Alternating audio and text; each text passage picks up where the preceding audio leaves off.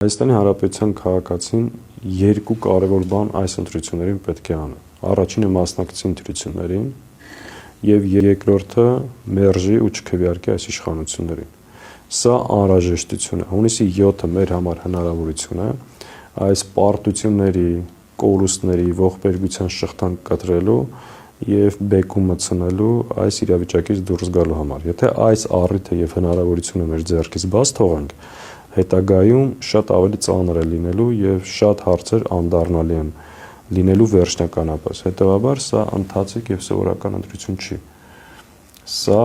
ճակատագրական առանց չափազանցնելու ընտրություն է մեր պետության, ժողովրդի եւ ողջ հայության համար։ Ընդհանրապես ես մեր քաղաքացիներին կոչ պետք է անեմ լինել ակտիվ, լինել նախաձեռնող, մասնակցել եւ առաջինը մերժել